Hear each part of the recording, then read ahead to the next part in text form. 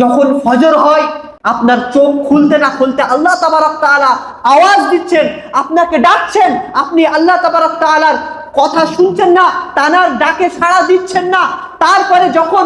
একটু সূর্য ঢলে যায়, যখন জোহরের টাইম হয়, দীর্ঘ টাইম যে হয়ে যাচ্ছে, তারপরে আবার আল্লাহ তাবারক তাআলা ডাকছেন যে তোমরা নামাজের দিকে এসো, আমার সাথে একটু কথা বলতে এসো, তখন আপনারা আসছেন না। তারপরে আবার যখন আরো একটু সূর্য ঢলে যাচ্ছে, যখন আসরের সময় উঠছে, তখন আবার আল্লাহ তাবারক তাআলা বলছেন যে বান্দা এবার তো তোমরা এসো, আমার সাথে একটু কথা বলো, তখন আপনারা নামাজের দিকে আসছেন না, আল্লাহর সাথে কথা বলছেন না। আবার যখন মাগরিব হয়ে যায়, তখন আল্লাহ বলছে যে এ বান্দা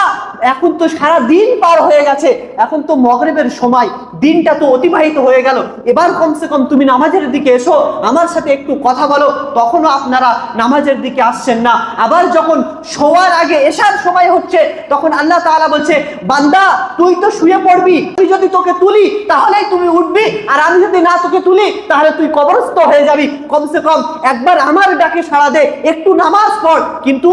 আমরা আল্লাহ তাবারক তাআলা যে দিনে 5 বার ডাকলো, একবারও সাড়া দিয়ে নামাজের দিকে আসলাম না, তাহলে আমরা আল্লাহ তাবারক তাআলা যে এত কিছু আমাকে দিয়েছেন তার কদর কোথায় করলাম?